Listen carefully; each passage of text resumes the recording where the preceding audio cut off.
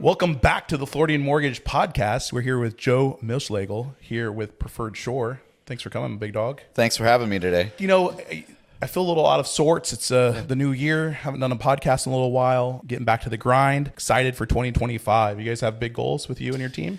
Yeah, so 2024 was kind of a down year for us in comparison to our previous 5 years. So our goal really this year is just to get back to work and really have intention in everything we're doing.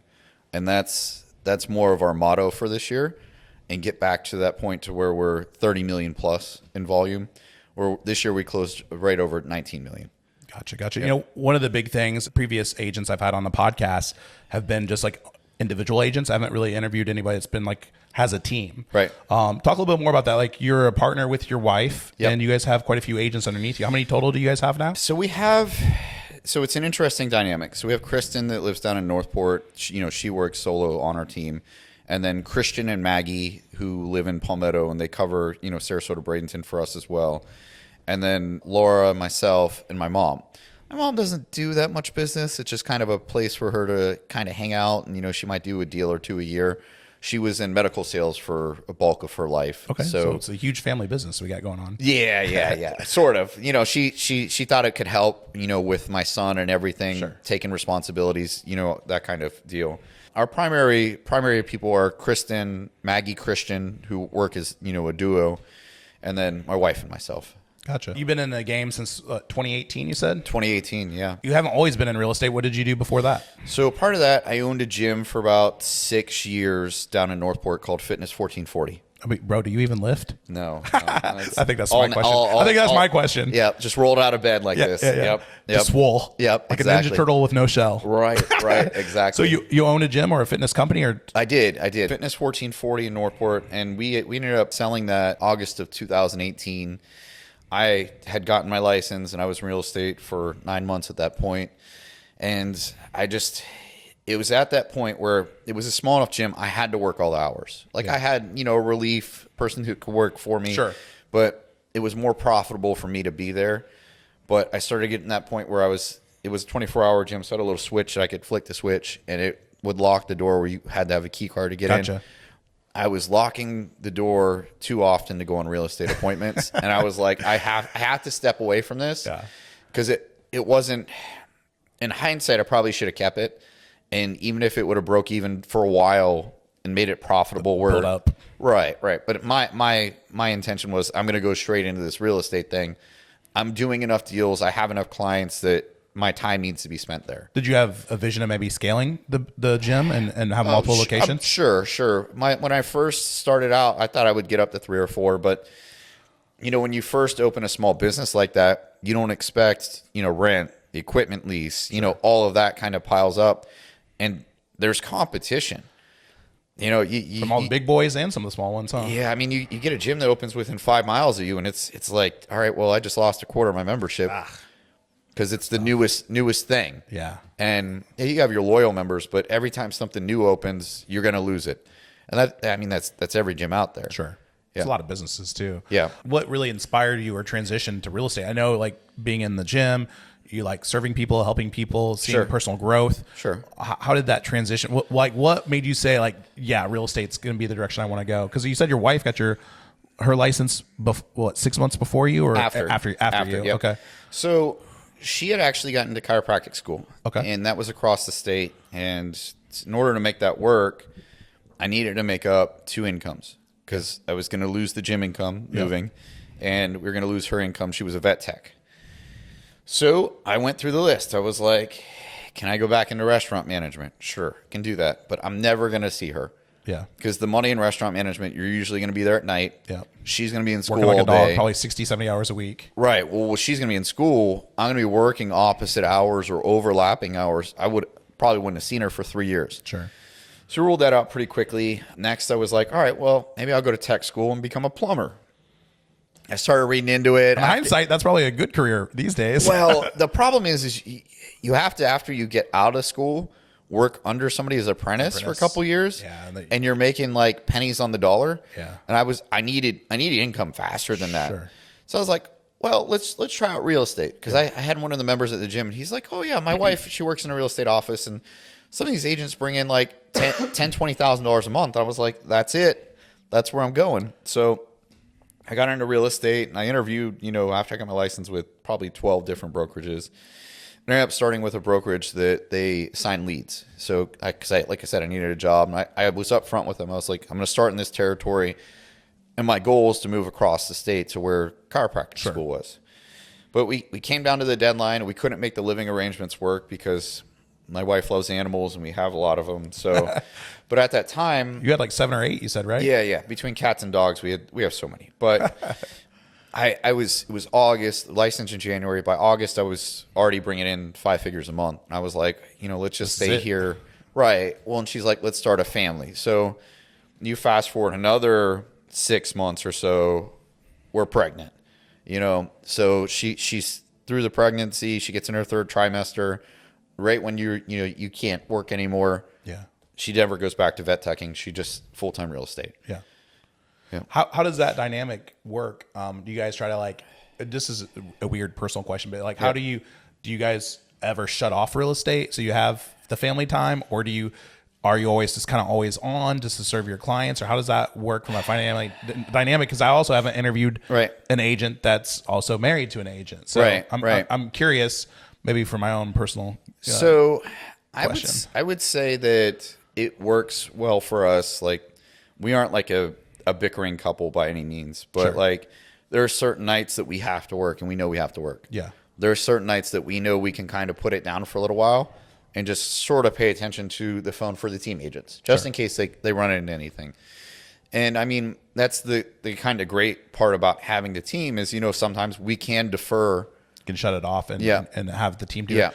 Do you usually have your own clientele and she has her own clientele, or do you guys kind of serve clients together sometimes? It does. Sometimes we do serve clients together, but it does sometimes work out where she gets calls and I get calls, throwing spheres and past clients and things like that. She has quite the Canadian pipeline down in Northport, actually. She sold for probably 5 or 6 families down there. Most people don't realize how many Canadians are here, and even the Sarasota market. I used to work for RBC Bank, and I was the cross-border banking specialist. And out of our little branch on the university, we had 1,800 Canadian clients that would come back every season and learned a lot about the Canadian banking system, learned a lot about culture from Canada, learning that they love their Tim Hortons and they love their their poutine, which is like this French fry gravy. My wife loves it. It's amazing. She loves it. Yeah, it's so fire. Yeah. Now that's interesting. Are you still involved in the fitness game? I know you had at the gym. I mean, clearly you work out at least once a month.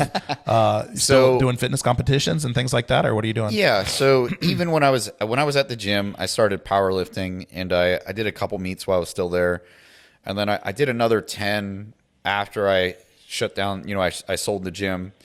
And then I actually tore my adductor in 2020 while I was squatting 570. Oh, gosh. And I pivoted into bodybuilding. Okay. So I've done now 7 bodybuilding shows. And I'm going for my 8th for my pro card in June. Were you doing some coaching recently too or something? Yep. I think I saw something like that I on had social 2 media. athletes my first time coaching prep athletes. They both came in 5th place in their height class down in a show in Punta Gorda 3 weeks ago.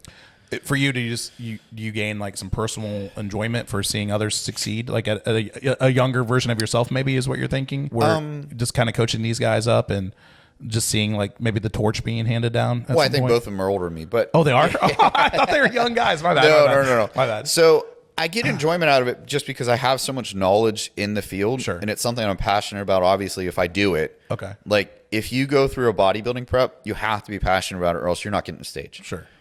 Or you're not getting to the stage just super in a winning disciplined level. Yeah. To where like you're so lean and there's so much dedication to getting into stage lean that like you have to be passionate about it. Sure. Or else you're not going to do it more than once, or you're just not going to get the stage. Sure. So just being able to share that and seeing the outcome, just seeing the result of like where you can take somebody. My one client went from 270 to 230, and I mean like abs. It went from fluffy to abs. The other guy, he ended up losing 30 pounds as well. But just being able to change somebody's life like that, because both these guys, I think, are 40, 41 in that age range. Yeah. They needed to get in shape, Sure. For their future. But no, that's really cool because it's, like I said, it's close to my biggest hobby or passion. So Yeah. it was fun. You involved in any other sports? I play basketball for fun on Wednesday nights. I heard we're supposed to be getting a league together. Yeah, I know. It's been like this myth for like 6 months. We got to find a place to play that'll allow us to play for free. Not necessarily for free, but it's not going to be a huge overhead that already has a league in place that you can kind of get time. I'd love to get it together. I think it'd be awesome. With 2025, how are you seeing this market? I mean, every agent, every loan officer, every potential buyer has an idea or thought of what the market might look like this year. So many excuses we heard last year with, well, it was the hurricane, and some of those are valid. Yep. But then, we're waiting for the election. Okay, well, the election's over now.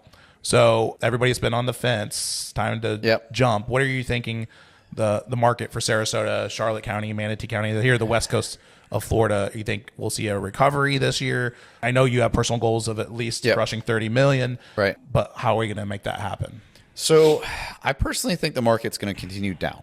The last couple of quarters, we've seen a downward trend in pricing. And if you look at median list price to sell price, it's a lot bigger than people realize. I think down in Northport, it was like 17% last year. The median list price to median sale price. The values didn't go down that much. But is that just because every seller thinks their home's worth more than what it is, and that's just the way it always is? Or I think the switch really happened the summer of 22 when rates went from 3 to 7. Sure. And it took a little longer because we still had an overflow from the pandemic. Yeah. That people were still kind of hanging out, and you were still getting some things at higher prices. Yeah. But I noticed it because I'm hyper vigilant when it comes to those kind of things. I noticed what was happening at that point, and I knew that we were going to normalize. People like to freak out and say, "Well, the market's it's correcting. We're going back to a normal market." I like math. Math tells me that if the pandemic would have never happened in 2020, the normal appreciation for Southwest Florida over takes 60 years or whatever, even with the ups and downs, if you average it out, it's 3 to 5% a year. Yeah. So on the high end, we'd be up 25%. In 2 years, we went up 49%. It was too violent. Yeah. It was too violent. And now the descent, too violent. We need to balance out to where we're closer to that 25% appreciation just so locals can afford to buy the houses again. Yeah, and I think that's the problem. I'm getting a lot of first-time home buyers, and there's really nothing out there that's a single-family home under 300 these days. I mean, that's just the reality. Even down in Port Charlotte, it used to be where clients would go to get home affordability. It would be Northport and Port Charlotte and Punta Gorda, because you could still get a home at 200s. That's not even a reality down there anymore. So it's the actual income it takes to qualify for a home that's at the median home sale price. Last November, the average median home sale price in Sarasota was $477,000. You got to make $90,000 a year to qualify for that, and that's where a lot of clients that think, "Oh, first time home buyer programs is going to cover all my stuff." No, you still have to qualify for it. Right. And most of those programs, if you make $90,000, you make too much money. You're not getting down payment assistance. So it's like this. We're in a tough market for first time home buyers. If you are a first time home buyer, we're seeing a lot of people having to move out of the state because the home affordability aspect isn't what it used to be. Right. I think the other thing that's important is I think these rates are kind of here to stay. I mean, we talked about this earlier. Just because the Fed drops the rates, that impacts credit cards, car loans, and home equity lines. That does not impact mortgage rates. Mortgage rates are tied to the bond market. And usually when the Fed makes announcements they're going to have a rate cut, typically mortgage rates do go down because the market adjusts, right? And it's not. The last 3 rate cuts, the rates have gone up. Even doom and gloom in the economy about like a jobs loss report, historically, bad news in the marketplace means good news for mortgage rates. That's the only thing it's usually good news for. And even when you've had bad news, the rates have gone back up. I'm not trying to be all Debbie Downer, but I think 6s and 7s is what we're probably likely to see for the next year or two, unless something catastrophic happens in the world where it impacts the economy. But I think this is also probably a healthy market. Well, I agree. 6s and 7s is probably where the rates need to be for a while for everything to kind of like recover. But the waiting on the sideline for rates to come back down at 3s and 4s, it may never happen again. Right. And that's not a good economy. When rates are at 2%, great for the consumer for short term, but it's not good for the overall economy. So I think 2025, and we're all praying for a stronger recovery. Yeah. But I don't think rates are going to help us achieve those goals. I think at best we might see mid sixes today. Actively, as we're shooting this podcast in the first part of January in 2025, we're at 7.25. Yeah, they went up. I saw that. Yeah, earlier. so we're at 7.25 for excellent credit. Yeah. If you have just a below excellent credit, you're mid sevens. That's for your 30-year fixed conventional loan. Government loans, you're still in the upper sixes and mid sixes like VA. But yeah, these are the rates, and I think that people just need to not use these excuses anymore. I mean, if you have had your family grow since COVID, which a lot of people have, now is the time to take advantage of the marketplace, because you're still seeing some sellers that are paying for buyer's agents commission and still paying 3 to 4% in closing cost. As spring hits, I think a lot of the snowbirds, Canadians, Europeans, South Americans that come back into this marketplace, I think the market's going to heat back up again. Yeah. And I think we're going to see not an explosion, but I think March we're going to see us hitting our full stride again. And so really, with that being said, I think the pandering to sitting on the sideline, if you have any real interest in buying, right now you have less competition right this second. So right now you have the best opportunity to get a deal. And if you're buying from the Midwest, homes here are still appreciating at a more rapid rate than they are in the Midwest. Right. Nobody's moving to my hometown, Fort Wayne, Indiana, to retire. People are moving to Florida. So yes, we've had hurricanes, but natural disasters happen in places where you're close to beautiful water. So they just had an ice storm up north, like epic proportions. My cousin's in Kentucky, and she said it was the most snow they'd gotten in 30 years. Yeah, I mean, so you have natural disasters, you have inclement weather everywhere. Bottom line is we still have paradise in our backyard. Sure. That's still going to bring people here. So whether you're buying today and want to sell 5 years from now, you're still going to be sitting on a nest egg of equity because homes are still appreciating at a rapid rate, more so than Iowa. Right. So, well, like I said, prices are trending down, but they're trending down from a 49% growth in 2 years. Which is not normal. It was too rapid for the local incomes, and that's where we're finding the problem now. Is the prices were too high for the local incomes, but they haven't had any low appraisals though yet. No. So I don't think you'll see it. I think the appraisers seeing that there's value there still, but a lot of sellers are just a little overzealous with where to start, not listening to the realtors. Right. And there's a lot of newer realtors out there that can't seem to talk to their seller and give them professional advice and really coach them through what they should be listing their home at. So you still see a lot of homes on the market for a little bit over. It's worse on the East Coast. Miami, you'll have homes listed 80,000 over what they should be going for, and they don't care. They think they're just going to catch a cash buyer. So you could try to go under contract over there, and they don't care if you have an appraisal shortage. They're not going to budge, and it's just a completely different dynamic than here. It's funny how it's the same state but two different worlds. So. Well, I mean, 80 is actually not bad. I've seen some that are a little bit higher than that. You're seeing a lot of overpricing, yes, but I mean, they're looking at it like the market's still early 23, late 22, and we're just not there anymore. But like we said before this started, Southwest Florida, because I want to just localize this real quick, was predominantly a buyer's market in the history of Southwest Florida's real estate market. We're not often in a seller's market, even before the last crash. In 2008, yes, prices were high, but we weren't necessarily in a seller's market. There was still inventory. And that was part of the problem of the crash. It's just adding more inventory to the inventory. So I think what needs to happen this year, and what will probably happen, because it's been 2 years now since we've had these rates, it'll normalize because people understand, well, this is just normal. You're going to be able to get your deals. Like in August, I closed a deal 15% under asking. You're going to have opportunities like that. I don't know when those opportunities are going to stop is the problem. And they will stop eventually. It'll become more of a balance. Like when I first got in 18, prior to the pandemic, you were within 3 to 5% of asking price. Usually that's where, even if the house is on the market 500 days, they were going to get within 3 to 5% of asking price. Well, right now, buyers are asking 20% under when they're seeing stuff that's 90 days plus. But it's the violence in the market trends from COVID, where sellers were getting 100,000 over. So now buyers are kind of getting their revenge. Are you seeing any difficult adjustments since the NAR settlement, or is that all just kind of blown over now? It's extra paperwork. Especially in our market. We're in a market to where we're in a true buyer's market, to where if the seller's really going to market their home properly, it's in their best interest to get as many eyes on it as possible. Which means paying the selling agent. Or the buyer's agent. Look at what builders are doing right now. They're offering agents 3 to 5% to bring in their clients. Yeah. And they're offering like 4s and 5s for interest rates. And paying all their closing costs. Like if you have a listing in a builder community, that marketing strategy, it's gotta be stupendous. What would you say your dynamic of your clientele are? Mostly locals, or would you say like 50-50 from out of state and locals? Say it's 50-50. Is it? Yeah. Yeah. Especially this time of year. We start getting our real heavy out of state January through May. It's our season down here. Yeah. Yeah, we get little pops too. Sometimes like you'll expect it to be a slower month and then it just explodes. You're just like, what? Yep. I mean, I feel like looking back at, I have a whiteboard in my office that has the last 13 years of my career on there.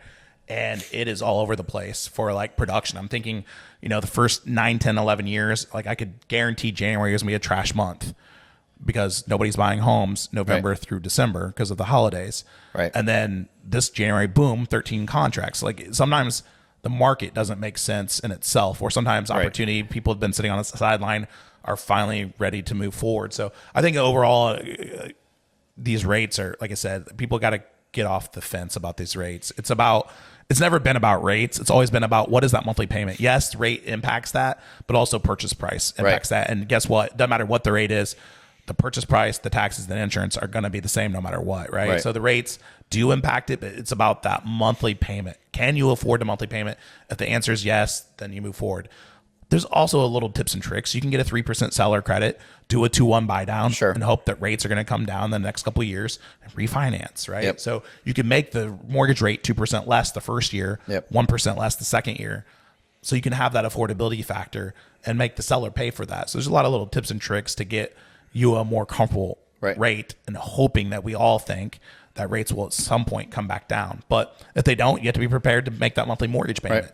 So it all comes down to not what the lender can approve you for, but what are you comfortable with? I could approve you for $1 million, but do you want a $9,000 monthly mortgage payment? Probably not. So it just comes down to that monthly affordability factor. And a lot of clients, I think, are still shocked that a home at $300,000 is not under $2,000 anymore. A home at $300,000, if you can find one, is likely closer to the upper 2s. I think it's important to note, yes, rate does play a role in this, but also home affordability and what you're looking for is equally important. I don't have a whole lot more to cover. It was a pleasure getting to know you at a deeper level. Let me full circle on that real quick, because like you said, the investment part and the payment, if you can afford the payment, and let's say you buy a house for $350 right now. Yeah.